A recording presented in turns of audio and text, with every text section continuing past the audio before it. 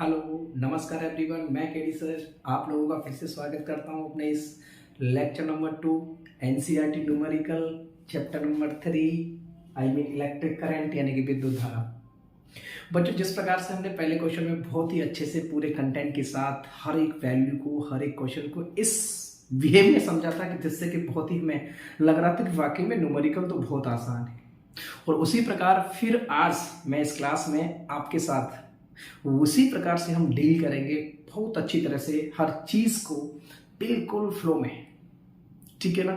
तो आप लोग को वो क्लास वाकई में अच्छी लगी हो तो आप लोग इस क्लास को भी बेहतर बनाएंगे, लेकिन ज़्यादा से ज़्यादा लोगों में शेयर करेंगे ताकि इसका लाभ आपके सभी बहन भाइयों को मिल सके। ठीक है, तो आप लोग बने रहिए मेरे साथ। मैं हूं आपके साथ केडी सर। इस साइंस कैरियर कोचिंग सेंटर में आपका मैं तहे दिल से स्वागत करता हूं, इत्तवाल करता हूं। चलो तो बच्चों, मैं स्टार्ट करता हूं। क्वेश्चन 3 हमने पहले लेक्चर में सॉल्व कर लिए थे एनसीईआरटी के, और बहुत ही बखूबी उस क्वेश्चन को समझे थे और बहुत आसान लग रहे थे। और इसी प्रकार से आज भी इस क्वेश्चन को, और जिन बच्चों ने मेरा पहला लेक्चर नहीं देखा है तो प्लीज मेरे प्रीवियस वीडियो को पहले देख कर आए, फिर इसको देखेंगे। फाइनली मैं आशा करता हूं कि आपको न्यूमेरिकल पोर्शंस बहुत आसान और अच्छा लगेगा। चलिए, तो उसी प्रकार से आज मैं इस कंटेंट को स्टार्ट करता हूं। ओके, चलिए बच्चों, क्वेश्चन नंबर 4। देखो, क्वेश्चन नंबर 4 क्या कह रहा है कि सबसे पहले देखो हम क्वेश्चन को सॉल्व करते हैं, उसके लिए हम क्या करते हैं बच्चों, गिवन टैग्स यानी जो वैल्यूज गिवन होती हैं उन वैल्यू पर चर्चा करते हैं, क्या क्या उसमें दिया है। और अक्सर हम इस क्वेश्चन को पढ़ेंगे, सब लोग अपने साथ कॉपी और किताब व पेन लेकर अवश्य बैठे हैं बच्चों। चलिए, क्वेश्चन निकाल लेता हूं, आप भी अपना क्वेश्चंस निकाल लीजिए बच्चों। बड़े ध्यान से इस क्वेश्चन को पढ़ेंगे और बहुत ही इंपॉर्टेंट क्वेश्चन रहते हैं बेटा, ऐसे क्वेश्चंस आते रहते हैं। चलिए, तो मैं क्वेश्चन स्टार्ट करता हूँ बच्चों। क्वेश्चन नंबर 4 है, क्या दिया उसमें, क्वेश्चन को देखते हैं। क्वेश्चन में दिया है प्यारे बच्चों 2 ओम, 4 ओम और 5 ओम यानी कि 2 ओम, 4 ओम और 5 ओम के 3 प्रतिरोधक पार्श्व क्रम में संयोजित हैं। पार्श्व क्रम का मतलब बोले तो बेटा समांतर क्रम संयोजन, यानी कि 3 प्रतिरोध हैं जो 2, 4 और 5 ओम प्रतिरोधकता वाले हमारे प्रतिरोध हैं, और वो क्रमशः समांतर क्रम में यानी कि पार्श्व क्रम में जुड़े हुए हैं। तो सबसे पहले यहां पर हम देखेंगे, सबसे पहले जो वैल्यूज दे रखी हैं तो वो गिवन डेप्थ दिया है।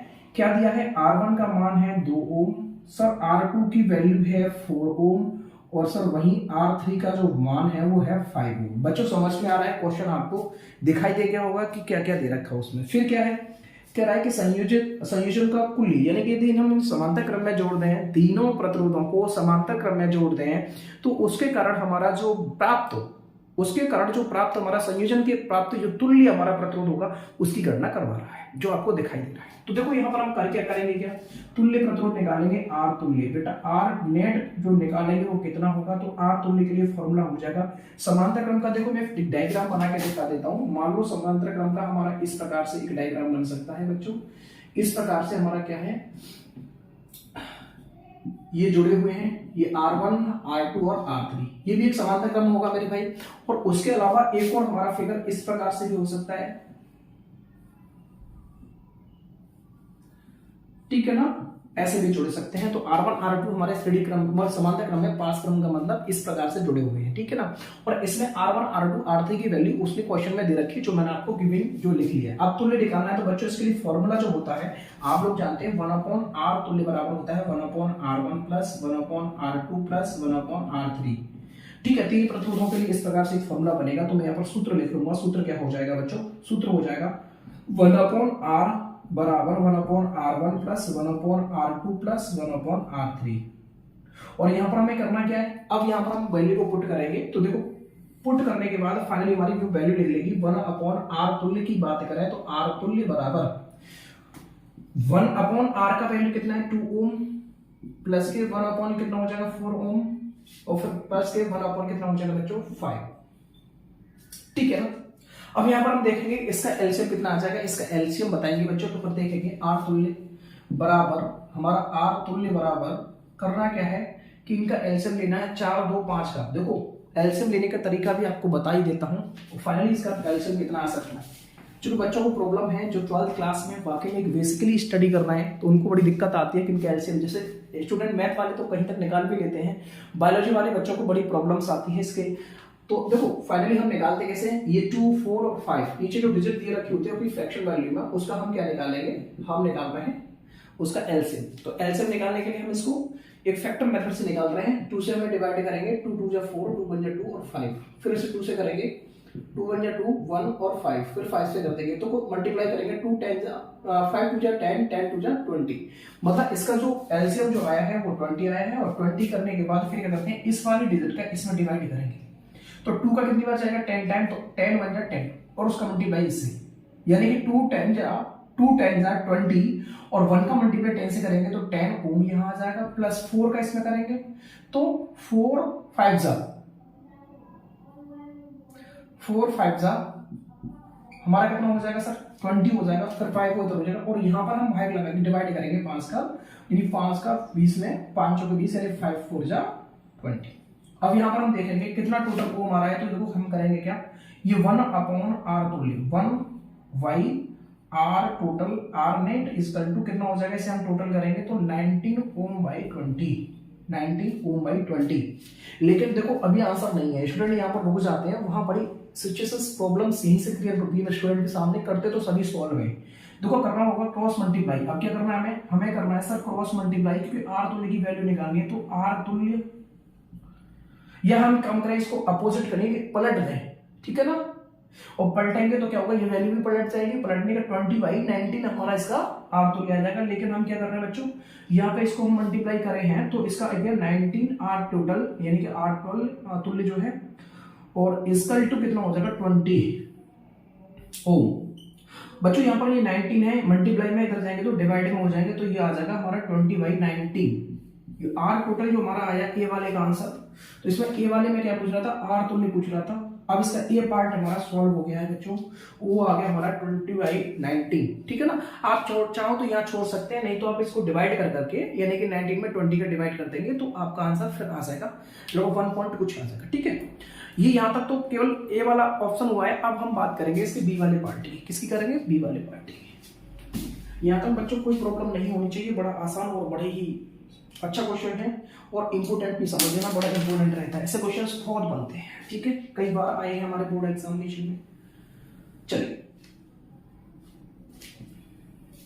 आगे हम क्वेश्चन बी वाले को पढ़ते हैं। बी वाले में कह रहा है कि यदि संयोजन को 20 वोल्ट की वैद्युत वाहक बल की बैटरी, यानी कि उसको किससे जोड़ा जा रहा है, यानी कि बैटरी है जिसका वोल्ट कितना है, 20 वोल्ट की बैटरी है, ठीक है ना।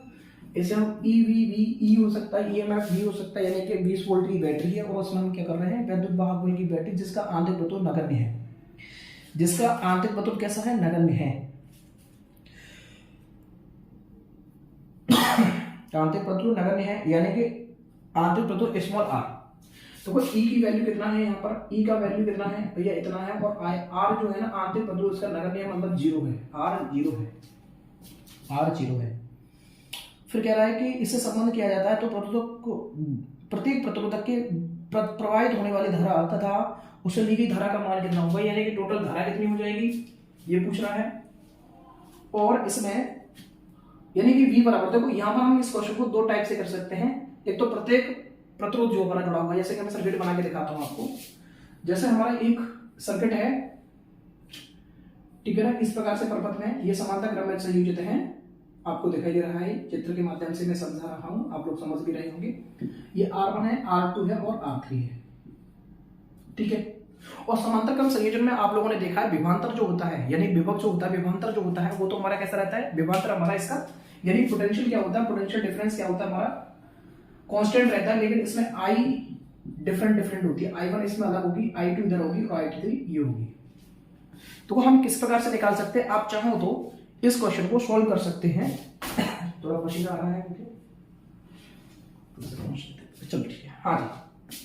तो यहां पर देखो हमें दिखाई भी दे रहा है, आप लोग देख रहे हैं कि I1, I2 और I3 यानी कि तीनों की वैल्यू को फाइंड करेंगे, और उनको हम यदि टोटल कर देंगे, यानी कि जोड़ देंगे, तो जोड़ने के पश्चात हमें जो मिलेगा वो टोटल I मिल जाएगा। एक तरीका तो वो हो सकता है। दूसरा तरीका आप लोग E बराबर, मैंने इसको पहले क्या माना था, V मान लेता, V बराबर E के मान लिया, यानी जितना यदि आंतरिक प्रतिरोध इसका शून्य माना गया है, यानी कि इंटरनल जो रिफ्लेक्शन रेजिस्टेंस है यदि वो उसे नगण्य माना है, तो ई किसके बराबर हो जाएगा, वी के बराबर, यानी प्रपथ में जितना विभवांतर उत्पन्न होगा वो ई के बराबर होगा। तो मैं यहाँ पर निकाल दूंगा ओम के नियम से, देखो ओम से, बाई ओम्स लॉ। यदि इंटरनल रिफ्लेक्शन हमारा शून्य है तो ओम के नियम के आधार पर हम क्या कर सकते हैं, तो V बराबर होता है आई आर। V बराबर क्या होता है, आई आर। और यहाँ I की वैल्यू निकालेंगे टोटल परपथ में हमारा जो धारा बह रही है, यानी कि जो बैटरी लगी हुई है यहाँ पर कितने वोल्ट की है, 20 वोल्ट की बैटरी है, और इसके कारण जो परपथ में क्या होगी, धारा बहेगी, I का मान जो होगा वो यहाँ से भी निकाल सकते हैं, ठीक है, ओम के नियम से। तो ओम का नियम V बराबर आई आर। तो यहाँ पर देखो V का मान कितना हो जाएगा, 20 बराबर I इंटू, या इसे फॉर्मूला भी बना सकते हैं कि I बराबर के V अपॉन क्या हो जाएगा, R। और जब इस प्रकार से इसे फॉर्मूला बना सकते हैं तो ये कितना हो जाएगा, 20/90। इसका हम क्या करेंगे, जब ऐसी कंडीशन बनती है कि A upon B upon C, तो ये हो जाएगा AC अपॉन B। ये फॉर्मूला के आधार पर इसका करते हैं, ये मैथमेटिकल रूल है, ठीक है। इसी के आधार पर हम लोग क्या करेंगे, इसको जब सॉल्व करेंगे तो I बराबर भैया ये आ जाएगा 20 इंटू 19 अपॉन कितना, 20 से 20 कट जाएगा, तो I बराबर हमारा कितना है, 19 एम्पियर। यानी कि टोटल जो धारा बहेगी किसमें, सर परपथ में जो धारा बहेगी किसके कारण, 20 वोल्ट की बैटरी के कारण, यानी इसकी 20 वोल्ट की बैटरी से जो धारा बहेगी वो कितनी बहेगी, 20 एम्पियर धारा बहेगी। ये तो मैंने ओम के नियम से निकाल दिया। ये जब ही लागू होगा जब ओम के नियम को, यानी परपथ हमारा ओमीय परपथ होगा। अब हो भी सकता है कि अनोमीय परपथ, ये दो कंडीशन इसमें निकलती है, ओमीय और अनोमीय परपथ। जो ओम के नियम को पालन करता है उसे तो ओमीय परपथ कहते हैं, जो ओम के नियम का पालन नहीं करता उसे अनोमीय परपथ कहते हैं, ठीक है ना। अब यहां पर हम बात करें, ये तो ओमीय परपथ के लिए हुए, जब सर्किट हमारा यानी परपथ जो है वो हमारा क्या करे, ओम के नियम का पालन करे। तो बच्चों यहां तक ये समझेंगे। एक तरीका आप इसको ये कर सकते हैं, बी वाले पॉइंट को सॉल्व किया है मैंने, और बी वाले पॉइंट का फर्स्ट मेथड बताया। फर्स्ट मेथड ये तभी लागू होगा जब वो सर्किट हमारा ओम के नियम को पालन करेगा, ओमीय परपथ होगा। ये चाहो तो आप लोग इसकी सेट ले लो यहां तक, और उसके बाद फिर आगे हम बढ़ाते हैं आगे। चलिए तो बच्चों मैं इसका अब सेकंड मेथड बताऊंगा। फर्स्ट मेथड आपको वो बताई दिया है मैंने, कौन से वाले, बी पार्ट का, और बी पार्ट का सेकंड पार्ट बताऊंगा। ये बी पार्ट का सेकंड मेथड। सेकंड मेथड के लिए बात करेंगे तो देखो क्या है, सेकंड मेथड के लिए करना क्या है, सबसे पहले हम लोग को यहां पर क्या करना है, वी आपको पता है, वी तो इसका क्या हो जाएगा, इक्वल हो जाएगा, और आर जो होगा वो डिफरेंट टाइप से है। तो देखो यहां पर हम I1 की वैल्यू निकालेंगे तो V इंटू R1 हो जाएगा। देखो फॉर्मूले के अकॉर्डिंग हम पहले प्रतिरोध के लिए निकालेंगे, R1 के लिए। किसके निकालें, R1 के लिए। वो R1 के लिए क्या निकालेंगे, I का मान निकालेंगे, तो फाइनली हमारा क्या होगा, तो R1 के लिए I1 कितना लेगा, I1 होगा। R1 के लिए क्या होगा, I1 होगा, और I1 बराबर हो जाएगा V इंटू R1, नहीं सॉरी, ओम का नियम कहता है V बराबर आई आर होता है, वहीं I निकालेंगे तो मेरे भाई उस फॉर्मूले के अकॉर्डिंग, इस फॉर्मूले के अकॉर्डिंग हमारा हो जाएगा I1 बराबर V तो होगा कांस्टेंट, तो हो जाएगा R। क्लियर है। और यहाँ पर देखेंगे हम लोग, तो यहाँ V का मान आपको पता ही चल गया है कि I1 की वैल्यू, तो V बराबर हो जाएगा 20 बाई R1 का मान कितना था, R1 का मान था 2, तो 2 का इसमें डिवाइड करेंगे तो ये हो जाएगा 10 एम्पियर, ठीक है। ये हमारा कितना हो जाएगा, 10 एम्पियर। और इसी प्रकार से हम फिर निकालेंगे I2 की वैल्यू, तो I2 बराबर क्या हो जाएगा, V अपॉन R2, तो I2 बराबर हमारा आ जाएगा 20y, और कितना है 4, और 4 5 और ऐसे हम I3 का मान निकालें, बारी बारी से आपको दिखाई भी दे रहा है, I1 यहाँ निकाला और I3 में यहाँ निकाल रहा हूँ, तो ये हो जाएगा V अपॉन R3। तो I3 बराबर V का कितना 20 बाई R3 की वैल्यू कितनी होगी यहाँ पर 5, और इसका डिवाइड करेंगे तो 4। अब देखो ये हमने टोटल ये निकाली I1 I2 I3 की वैल्यू, और इसको हम टोटल करेंगे। ये अनोमीय परपथ की कंडीशन के लिए बात कर रहा हूं। वैसे ओम का नियम का पालन करें तो ओम के नियमानुसार हम उस फॉर्मूले का यूज करके, उसका प्रयोग करके हम इसे फाइंड कर सकते हैं। और लेकिन ये I3 की वैल्यू यहाँ पर अब हम टोटल I निकालेंगे तो I बराबर हो जाएगा I1 plus I2 plus I3। और यहाँ पर हम इस फॉर्मूले की मदद से क्या करेंगे, बारी बारी से जो हमने वैल्यू निकाली है उसको हम पुट करेंगे, तो कुल I यानी टोटल, ठीक है ना, कुल I जो हो जाएगी हमारी वो हो जाएगी I1 की वैल्यू 10 प्लस 5 प्लस 4 एम्पियर, या ओम ही आएगा, एम्पियर होगा। कितना हो जाएगा, तो यहां पर हम देखेंगे तो कितना आ गया 10, 5, 10, 15, 19 एम्पियर। यानी कि यहां पर भी आपको दिखाई दे रहा है कि आई कितनी मिली हमें 19 एम्पियर।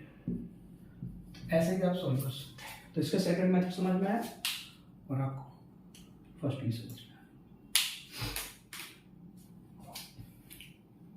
इसके सॉल्व ले सकते हैं, समझ सकते हैं इसके बाद। और इसके बाद अगला क्वेश्चन होगा हमारा 4 के बाद क्वेश्चन नंबर 5। चलिए मैं इसे मिटा देता हूं, क्वेश्चन नंबर 5 की बात करें। देखो बहुत ही आसान है न्यूमेरिकल करना, लेकिन सर उसकी बस लैंग्वेज क्या है, उस लैंग्वेज के अकॉर्डिंग जो मैं जिस प्रकार से आपको बता रहा हूं उसी प्रकार से आप लोग उस चीज को समझेंगे और समझने के बाद आराम से उसकी अप्रोच आप लोग ले सकते हैं। अभी जब तक आप लोग कोशिश नहीं करेंगे, कोशिश तो आपको करनी पड़ेगी, कोशिश आपको करनी पड़ेगी, मेहनत आपको करनी पड़ेगी, थोड़ा बहुत तो उसके रिलेटेड कुछ तो वर्क करना पड़ेगा। आप काम नहीं करोगे, वर्क नहीं करोगे उससे रिलेटेड तो कुछ भी नहीं हो पाएगा। ठीक है, लाइट चली गई है, थोड़ा फैन बंद है तो चलिए इसके बाद क्वेश्चन नंबर 5 की तरफ जाते हैं। तो क्वेश्चन नंबर 5 क्या कह रहा है, चलो बात करते हैं क्वेश्चन नंबर 5। क्वेश्चन नंबर 5 कह रहा है कमरे का तापमान 27 यानी 27.0 डिग्री सेंटीग्रेड पर किसी तापन अवयव का प्रतिरोध, यानी कि जब कमरे का टेम्परेचर वो बता रहा है कि कमरे का जो टेम्परेचर है वो 27 डिग्री सेल्सियस है और उसी तापमान पर उसका जो अवयव यानी कि प्रतिरोध है वो 100 डिग्री सेंटीग्रेड है। यदि तापन अवयव का प्रतिरोध यानी कि यदि तापन अवयव है उसका यदि प्रतिरोध बढ़ा दिया जाए और वो कितना कर दिया जाए, वो कह रहा है कि 117 ओम हो, यानी कि उसके तापन का अवयव यदि इतना प्रतिरोध हो जाए तो कह रहा तो ताप कितना होगा, यानी टी की वैल्यू कितनी होगी। ठीक है ना, यदि प्रतिरोधक के पदार्थ का यानी कि जो हमने जो पदार्थ यूज किया है, जो मैटर जो यूज किया है उसका जो ताप गुणांक है यानी कि अल्फा, उसकी वैल्यू क्या है 1.70 इंटू 10⁻⁻⁴ ये इसने दे रखा है पर डिग्री सेल्सियस। चलो क्वेश्चन में जो दिया है उसको पहले लिखते हैं। सबसे पहले इसने क्या दिया है, T1 का मान दिया और T1 कितना है भैया, कमरे का टेम्परेचर, और कमरे का टेम्परेचर कितना है, वो है ताप है 27 डिग्री सेल्सियस। T1 का मान दिया है और T1 पर इसने क्या किया, R1 की जो वैल्यू दी है वो R1 की वैल्यू हमारी हो जाएगी 100 ओम यानी कि 100 ओम। फिर कह रहा है कि यदि तापन यानी कि T2 का मान बताना है तो पहले मैं कह दूं R2 कितने को हो जाता है 117 ओम बता रहा है कि यदि उस पदार्थ का कुछ देर बाद उसका कितना टेम्परेचर होगा, कितने टेम्परेचर उसका जो प्रतिरोध है यानी कि इतने ओम हो जाएगा। क्वेश्चन में ये कहना है उसका कि यदि कमरे के टेम्परेचर पर उस पदार्थ का जो टेम्परेचर है वो 100 ओम है, टेम्परेचर मतलब उसका प्रतिरोध जो है, यदि उसका प्रतिरोध हमारा 117 यानी कि 100 से बढ़कर के 117 हो जाता है तब उस पदार्थ का टेम्परेचर कितना होगा। और उसमें कंडीशन दे रखा है, कंडीशन क्या कह रहा है कि अल्फा की जो वैल्यू है 1.70 इंटू 10⁻⁴ प्रति डिग्री सेल्सियस है, यानी कि इतने डिग्री सेल्सियस उसमें अल्फा की वैल्यू लिखे, ताप गुणांक की वैल्यू लिखी। हमें इसमें क्या निकालना है भैया, टेम्परेचर निकालना है, T2 की मान पूछ रहा है। मतलब देखो इस फॉर्मूले में आप लोगों ने पढ़ा होगा ताप गुणांक, सर ने पढ़ा होगा, यानी कि रेजिस्टेंस पर जो ताप का प्रभाव पड़ता है वो वाला फॉर्मूला इसमें लगाएंगे। अब टेम्परेचर के लिए यहाँ पर हम देख रहे हैं कि क्या फॉर्मूला लग सकता है, तो आप लोग देखेंगे अल्फा बराबर एक ताप गुणांक अल्फा बोला जाता है और वहां पर जब इस क्वेश्चन को सॉल्व करते हैं तो वहां हमारा फॉर्मूला निकलता है कि अल्फा बराबर ये हो जाएगा, देखो RT आपने तो RT माइनस के R कुछ पढ़ा होगा 8 डिग्री सेल्सियस, लेकिन यहाँ पर हम क्या करेंगे कि R2 माइनस के R1, क्योंकि मैंने R1 R2 माने तो R2 माइनस के R1 और फिर मल्टीप्लाई होगा R1 into T2 minus T1। ये फॉर्मूला मैंने एक क्वेश्चन को सॉल्व करने के लिए, इजी करने के लिए बना लिया है। यानी कि जहां पर आप T और डिग्री सेल्सियस 0 डिग्री सेल्सियस रखते थे वहां पर हमने इसको R1 और R2 मान लिया है। और फाइनली जब इन वैल्यू को यहां से जैसे मैंने माना है, बड़ा आसान हो जाता है इस तरीके से करने से। ठीक है, तो इस वैल्यू को पुट करेंगे तो अल्फा का मान कितना है वो रख देंगे 1.70 इंटू 10⁻⁴ इक्वल, और R2 का मान है 1.117 माइनस के 100 यानी कि 100/100 गुणे, और T2 कितना सर ये पता नहीं है T2 का मान, तो T2 माइनस के 27 ये वैल्यू सारी की सारी मैंने इसमें पुट कर दी है। और पुट करने के बाद अब यहाँ देखेंगे तो क्वेश्चन कैसे सॉल्व होने वाला है। बच्चों जब इसमें से इसको घटाएंगे तो देखो 1.70 इंटू 10⁻⁴ अभी ऐसे रहने तो जो का त्यों, और इसमें से घटाएंगे तो कितना बचेगा 17, यानी 117 में से 100 गए तो 17 बचेंगे। और यहाँ पर देखेंगे तो 100 का मल्टीप्लाई हो रहा है तो 100 का यूं रहने देंगे T2 माइनस 27। बच्चों करेंगे क्या, एक काम करते हैं कि देखो दशमलव लग रहा है, पीछे दो वैल्यू बढ़ाएंगे पॉइंट लगा के। देखो इसको सॉल्व करना चाहे इक्वल में, जब बराबर में होती है तो वैल्यू में डिवाइड हो सकता है, क्योंकि इधर करेंगे तो ये डिवाइड नहीं आएगी। तो देखो ये तो 2 डिजिट है, मैंने पॉइंट लगाया और 2 डिजिट यानी कि 0 रख दिए इसके प्लेस पर, आप लोग जानते भी होंगे। और डेसिमल से डेसिमल को कट कर दिया। जब डेसिमल से डेसिमल को कट किया तो यहाँ जो वैल्यू वो बची है 170 गुणे 10⁻⁴ बराबर 1700 डिवाइड बाई 100 और कोष्टक में T2 माइनस 27। ठीक है ना।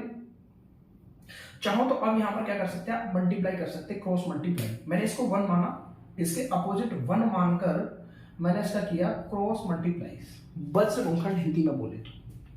और इसका इससे करेंगे और इसका इससे करेंगे। हमें इसकी वैल्यू है तो पहले हमें इस डिजिट को लिखना होगा, तो यहां पर हो जाएगा 100 इंटू 170 इंटू 10⁻⁴ और देखो कोष्टक में हो जाएगा T2 माइनस 27। सॉरी ब्लैक से लिखना था मुझे, प्लीज। यहां पर हमें करना क्या था, इसका पहले मल्टीप्लाई करेंगे तो ये हो जाएगा 170 गुणे 10⁴ वो भी माइनस के और इंटू 100 और कोष्टक में T2 माइनस 27। तो बच्चों यहां पर इस तरीके से लिख लेंगे और इसको इसके साथ मल्टीप्लाई करेंगे तो ये टोटल निकलेगा 1700। यहां तक किसी बच्चे को कोई दिक्कत भी नहीं होनी चाहिए। एक बार मैं वैल्यू चेक कर लेता हूँ, 24 - 4 है, बिल्कुल सही है।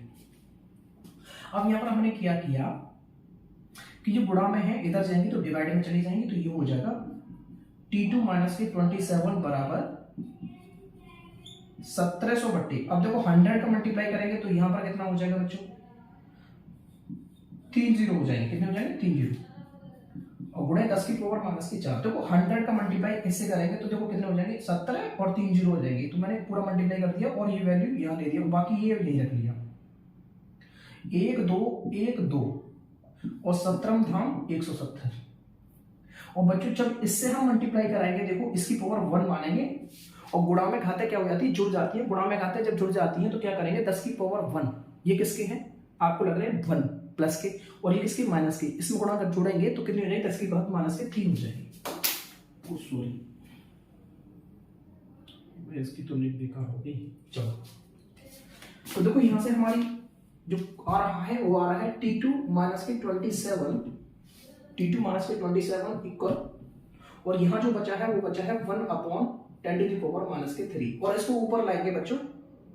जब इसको ऊपर लाएंगे तो ये घात हो जाएगी प्लस की, तो T2 बराबर माइनस के 27 और ये हो जाएगा 10⁻³ और 10⁻³ का मतलब हम लिख सकते हैं 10⁻³ को 1000। कितना रख सकते हैं, 1000।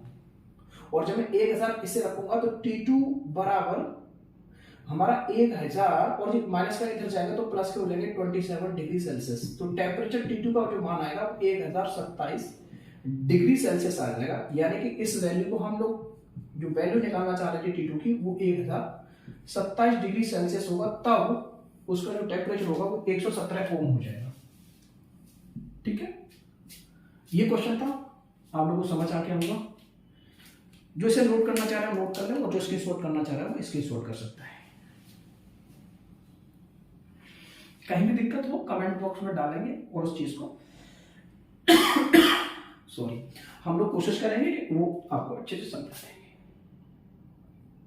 चलिए क्वेश्चन नंबर अगले पर बात करेंगे। क्वेश्चन नंबर अब आपका है, ये भी बहुत इंपॉर्टेंट क्वेश्चन है, आप लोग इस पर स्टार भी बना सकते हैं, बड़ा अच्छा क्वेश्चन है। ठीक है ना, बहुत अच्छा क्वेश्चन है।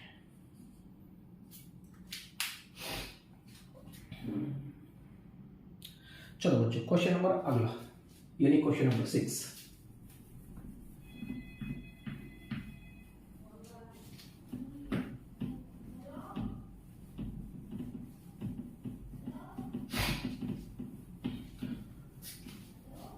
बच्चों वो सारी चीज़ें उम्मीद करता हूँ समझ में आ रहा होगा और थोड़ा कोशिश करेंगे बड़े आसानी से हर चीज़ को पढ़ेंगे और रिलाइज भी कराएंगे। बेफिक्र रहिए आप लोग, पूरा क्लास की तरह ही यहाँ पर लगेगा, तो हम महसूस नहीं होने देंगे कि आप लोग पढ़ कहाँ पर हैं। बिल्कुल आपको ये महसूस होना चाहिए कि हम लोग बिल्कुल क्लास में पढ़ रहे हैं।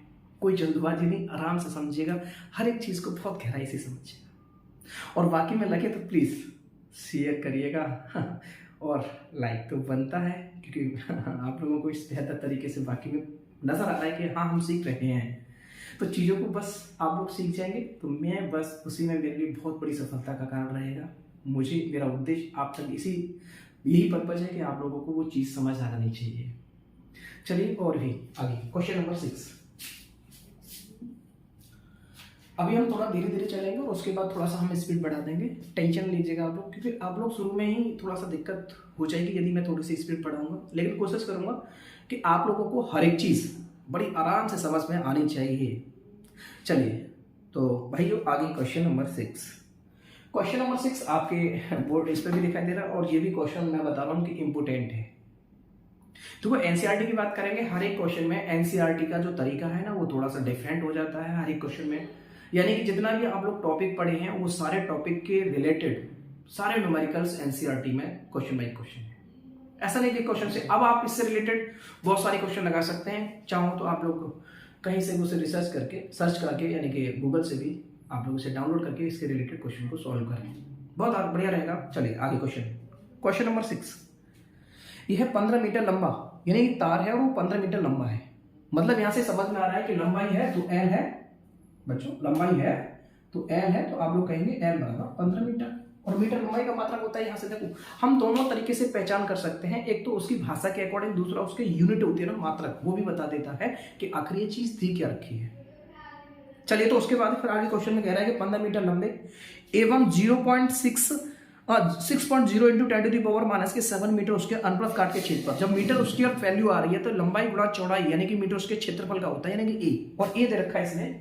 ए की वैल्यू कितनी है बच्चों? ए की वैल्यू है 6.0 into 10 to the power minus के 2 मीटर स्क्वायर, और माइनस के 2 है माइनस के 7। ठीक है, आगे तार में उपेक्षणीय धारा प्रवाहित की गई है तो इसका जो प्रतिरोध है ना वो 5 ओम पाया गया, यानी कि इसका जो आर है वो 5 ओम पाया जाता है। आर कितना पाया जाता है? 5 ओम। तो आर बराबर 5 ओम, आर इसका 5 ओम पाया जाता है। तो प्रायोगिक ताप पर धारा के पदार्थ की प्रतिरोधक क्या होगी, यानी कि प्रतिरोधकता, विशिष्ट प्रतिरोध, यानी कि ये पूछ रहा है विशिष्ट प्रतिरोध या प्रतिरोधकता कितनी होगी। तो आप लोगों ने पढ़ा होगा प्रतिरोधक यानी कि रो आपने सुना होगा रो। तो यहाँ रो के मान पूछ रहा है, किसकी वैल्यू पूछ रहा है? रो का मान पूछ रहा है कि रो क्या होगा। इस क्वेश्चन में रो का मान पूछ रहा है। तो आप लोगों ने पढ़ा होगा रो जो होता है, देखो ताप, यानी कि मैं इसको टॉपिक को एक बार समझा भी देता हूँ। एक्चुअल में क्या है कि प्रतिरोधकता की बात करें या विशिष्ट प्रतिरोधक की बात करें, रेसिस्टिविटी, तो वो जो है हमारी, इसमें हम जो बात करेंगे तो आर जो होता है वो प्रोपोर्शनल होता है एल के, और आर इनवर्सली प्रोपोर्शनल होता है हमारे 1/a के। आप लोगों ने पता है, यानी कि प्रतिरोध जो होता है वो हमारे दो चीजों को प्रभावित करता है, यानी कि लंबाई बढ़ाएंगे तो आर बढ़ेगा, और लंबाई घटाएंगे चालक तार की तो वो कम होगा, और एरिया बढ़ाएंगे तो ये कम होगा, और एरिया को कम करेंगे तो ये बढ़ेगा। तो यहाँ पर इससे समझ में आ रहा है, तो हम इसको एडजस्ट करेंगे तो यहाँ पर हो जाएगा L/A। तो बच्चों जब ये प्रोपोर्शनल हटेगा तो यहाँ कांस्टेंट राशि आती है, और जैसे हम कहते हैं रो, यही प्रतिरोधकता होती है, वो इसकी क्या होती है? रो, यानी कि R बराबर होगा रो इंटू L/A। अब हमें क्या करना है, ये रो की वैल्यू फाइंड करनी है, तो ये हो जाएगा RA/L, क्योंकि क्रॉस मल्टीप्लाई हो जाएगा। तो ये फॉर्मूला हमारा यहाँ पर निकल जाएगा, और ये वाला फॉर्मूला यहाँ लगेगा रो का। तो रो बराबर हो जाएगा RA/L। ये सूत्र से हम इस क्वेश्चन को सॉल्व करेंगे। टॉपिक भी समझ में आएगा और तुम्हें याद भी आ गई, यदि आपने पढ़ा है बाकी में तो आपको फिर से समझ में आ गया होगा। तो टेंशन नहीं, जहाँ मुझे लगेगा कि यहाँ मुझे जरूरत है कि वहाँ बताने की, वहाँ मैं आपके टॉपिक को भी अच्छे से समझा दूंगा। लेकिन ऐसा तो नहीं कि आपको लिख आउट डेफिनेशन, तो वो अलग हमारी क्लास होगी। बेफिक्र लिए, बिल्कुल पूरी ईमानदारी शिद्दत के साथ भाई, कई टेंशन ले रहे हो आप लोग, है ना। चलो यहाँ पर देखेंगे तो देखो रो बराबर, हम इसको क्वेश्चन को सॉल्व करते हैं। तो रो हमें फाइंड करना है, यही पूछ रहा था कि रो कितना होगा। तो आर की वैल्यू कितनी है? आप कहेंगे 5 है सर। और ए की वैल्यू कितनी है? तो आप कहेंगे 6.0 into 10 to the power minus के 7। इसमें अपॉन करा और हमने क्या लगा दिया, कितना करती है बच्चों 15। वैसे देखो पॉइंट के बाद 0 की कोई वैल्यू नहीं होती है, आप लोग इस चीज को समझ जाना। चलिए, डेसिमल के बाद पॉइंट की वैल्यू नहीं होती, मैं ऐसा हटा भी सकता हूँ, नो इश्यू। लेकिन ये पॉइंट वैसे ही बताना चाहेंगे तो ऊपर जाएगा तो फिर वही कंडीशंस निकल आएंगे, नो इश्यूज, इसमें कुछ नहीं है। 5 से इसको डिवाइड करेंगे तो 5 × 15 और 3 × 6, तो रो का जो वैल्यू आ गया बच्चों वो आ जाएगा 2 × 10⁻⁻⁻। और मात्रा हो जाएगा इसका ओम मीटर।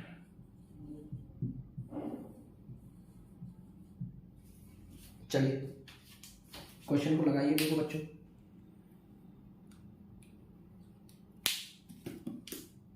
देख लीजिए एक बार आराम से। बहुत ही आसान क्वेश्चन होते हैं, क्वेश्चन समझ में आ जाता है, उसकी अप्रोच समझ में आ जाती है तो हमें लगता है कि हाँ वाकई में हम लोग सीख रहे हैं।